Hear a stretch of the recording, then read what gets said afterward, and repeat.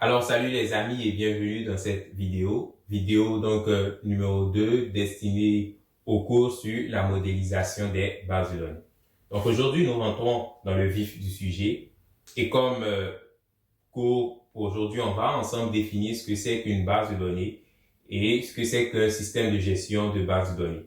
Parce que très souvent on entend base de données et système de gestion de base de données, il faut dire que les deux vont donc de pair. Alors, c'est quoi une base de données? C'est quoi un système de gestion de base de données?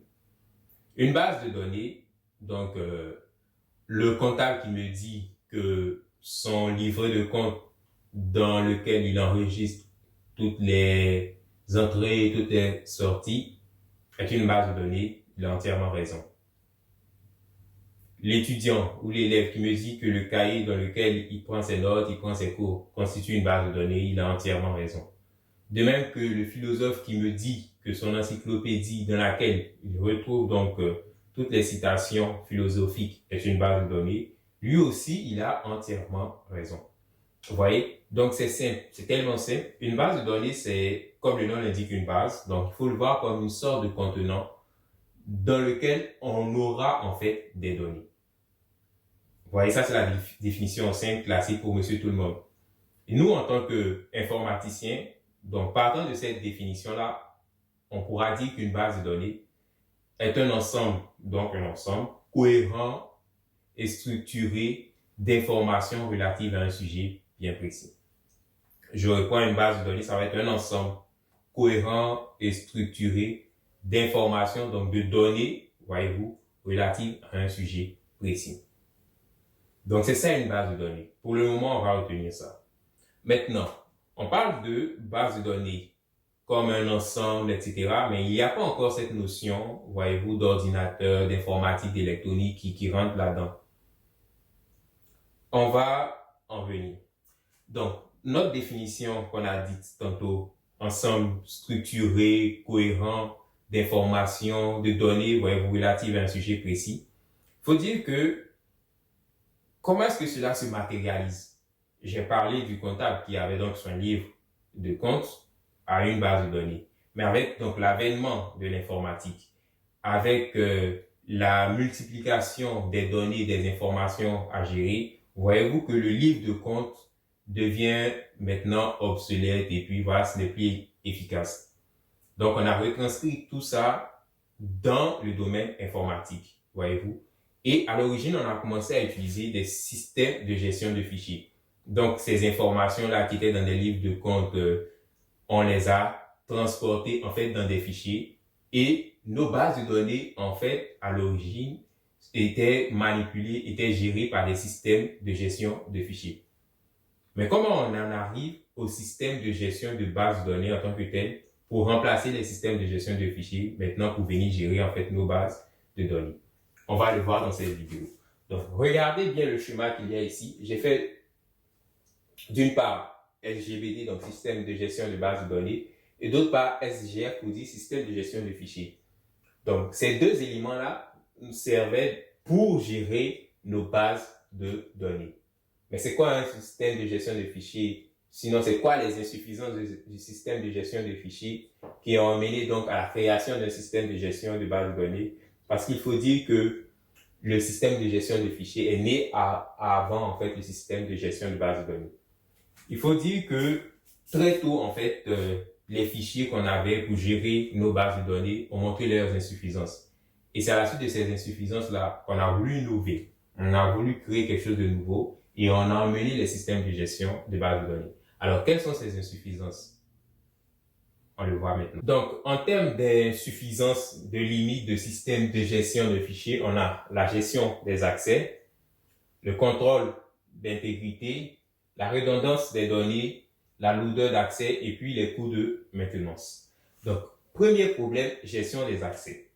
Prenons par exemple un fichier qui se trouve sur un disque réseau, donc un disque partagé. Il faut pouvoir donner accès au chemin complet, donc sinon au disque particulièrement, où est-ce que ce fichier est situé à chaque personne qui devra donc pouvoir accéder et manipuler ce fichier-là. Ok? Supposons qu'on a plusieurs fichiers. Qu'est-ce qu'on est obligé de faire? Soit on va créer plusieurs disques, soit on va donc, voyez-vous, malheureusement donner accès à un disque où est-ce qu'il y a tous les fichiers et puis c'est pas nécessairement qu'on veut que tout le monde puisse accéder à ces fichiers-là. Mais du moment où, par exemple, il accède à ce disque-là, il va pouvoir manipuler ce fichier, etc. Donc, c'est en fait difficile d'avoir une gestion, mettons, centralisée et puis, je vais dire, assez simpliste là de l'accès à nos fichiers, en fait. Ça, c'était un problème.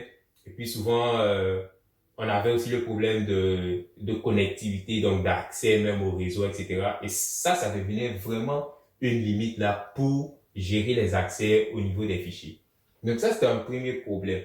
Un deuxième problème, c'était le problème de l'intégrité. Donc c'est difficile de contrôler l'intégrité, en fait, de nos données. Comment? Parce que quelqu'un qui a accès, donc en lecture, en écriture à un fichier, il pouvait écrire ce qu'il voulait, il pouvait supprimer ce qu'il voulait, et puis c'était difficile en fait d'avoir des traces, voyez-vous, parce que bon, il a ouvert le fichier, il a écrit ce qu'il veut à l'intérieur, il a supprimé ce qu'il veut à l'intérieur, après il est parti, ben on n'a pas de traces de qui a fait quoi, et donc on peut pas garantir en fait l'intégrité des données, et souvent aussi donc même mettre des petites règles pour ne pas que telle ou telle valeur puisse être modifiée, etc. C'était comme difficile. Donc, problème aussi pour garantir l'intégrité des données. Ensuite, la redondance des données. Donc, vous voyez ici un peu comment est-ce que ça se passe. On a plusieurs fichiers et ça, app 1, app 2, app N, ce sont les applications, par exemple, qui doivent lire ou écrire dans ces fichiers-là. On est obligé, en fait, de dupliquer les fichiers parce qu'on ne peut pas avoir accès simultanément aux fichiers. Donc, ça rejoint aussi le problème de gestion des accès. Donc, qu'est-ce qu'on fait? On va dupliquer ce fichier-là. Et puis, sans doute, par la suite, on va avoir, en fait, le fichier central ici qui va être là, que je peux nommer, par exemple, FC. Donc, qu'est-ce qui se passe? C'est que, à des intervalles de temps définis, peut-être qu'on va venir mettre à jour, en fait, le fichier central ici avec les données provenant de F1, F2 jusqu'à Fn. Parce que, voilà, on est obligé de dupliquer comme ça. Ce qui va créer un problème, c'est que App1 peut écrire une information A, App2 va écrire la même information A, peut-être même App1 va écrire la même information A, et au moment de la centralisation, on va dupliquer les informations A de F1, F2 jusqu'à Fn dans le même fichier, alors qu'en réalité, cela réfère à la même donnée. Donc, il y a une redondance en fait d'informations qui peut être un grand problème en matière donc de gestion de base de données. Donc ça, c'est un troisième point. Un quatrième point, on a aussi un problème de lourdeur d'accès. Pourquoi est-ce que c'est lourd d'accéder? Parce que dans un premier temps, on va avoir comme plusieurs fichiers pour chaque application sur le même réseau, par exemple. Ça peut créer un problème.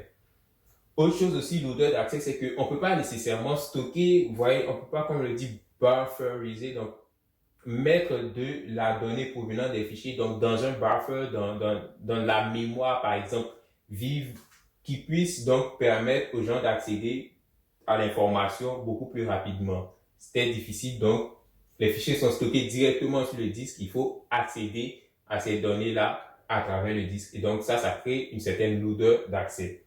Et puis tout ceci en fait va provoquer des coûts de maintenance qui vont être élevés parce que en bout de ligne, une fois qu'on aura centralisé les données dans un fichier, il va falloir faire maintenant une vérification, une validation pour s'assurer que les données sont intègres, ce qui n'est pas évident.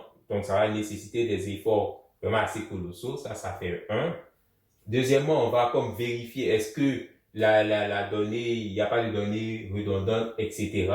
Et troisièmement, même les fichiers en tant que tels, il faut avoir comme de l'espace mémoire, donc ça va coûter de l'argent en termes de disques, etc., en termes d'espace. Et donc, tout ça, ça devenait compliqué parce que on est d'accord qu'au fur et à mesure que le temps avance, les données deviennent non seulement beaucoup plus volumineuses, mais aussi beaucoup plus complexes. Donc, les systèmes de gestion de fichiers, à un moment donné, ont montré des limites et c'était même plus possible d'avancer avec ça. Il fallait innover, il fallait créer quelque chose d'autre. On a alors créé des systèmes de gestion de bases de données qui viennent pour répondre en fait à ces besoins-là. Tout comme un SGF, un système de gestion de base de données, c'est une application, donc un logiciel ou un ensemble de logiciels qui vont nous permettre de gérer nos bases de données, mais qui vont en plus répondre à certaines limites des SGF, donc qui sont la gestion des accès à travers donc une gestion centralisée des accès. Donc ce qui va se faire, c'est que on aura donc des comptes utilisateurs, des mots de passe, etc. Tout ça c'est centralisé. On aura des données aussi qui seront centralisées. Donc, comme on le voyait sur le schéma en entrée, en introduction, on a des données qui sont donc centralisées et on frappe directement ces données-là. Aussi, on peut valider l'intégrité des données. Comment est-ce qu'on peut valider l'intégrité des données? Parce que déjà, on arrive à bien gérer les accès et ça, c'est un. Deuxièmement, même au niveau des accès, on peut sélectionner ce que chaque utilisateur peut voir ou peut faire, ça, c'est un. Deuxièmement, on peut retracer, en fait, l'activité qu'il y a eu sur les bases de données. Ce qui nous permet, en fait, de savoir que telle affaire a été retirée, telle affaire a été introduite par tel ou tel utilisateur. Donc, on a une bonne visibilité sur nos données, sur les mouvements qu'il y a sur les données. Et donc, on peut garantir l'intégrité d'une certaine manière de nos données. Ensuite, on va éviter la redondance des données tout simplement parce que le système est centralisé et on peut émettre donc des règles de contrôle, par exemple des checkings, etc. pour dire que si une donnée existe déjà au moment de l'insertion, ça peut lever une erreur, une exception, etc. Donc, on a la possibilité de gérer la redondance des données. Tout ceci grâce donc à la centralisation en fait des données. Et ensuite, le problème de l'odeur d'accès aussi est levé. Pourquoi? Parce que on a la possibilité aussi de stocker des données directement en mémoire, de pouvoir les accéder. Et en résumé, donc, sinon je vais dire conséquemment, les coûts de maintenance vont être réduits. Donc, voici un peu le résumé. C'est quoi une base de données, on l'a défini. C'est quoi un système de gestion de fichiers? Quelles sont ses insuffisances? Et c'est quoi un système de gestion de base de données? Et qu'est-ce qui vient pour apporter de plus contrairement au système de gestion de fichiers? J'espère que vous avez aimé cette vidéo et nous sommes ouverts si vous avez des questions ou si vous voulez des éclaircissements. Je vous dis merci et à bientôt pour la prochaine vidéo. Ciao!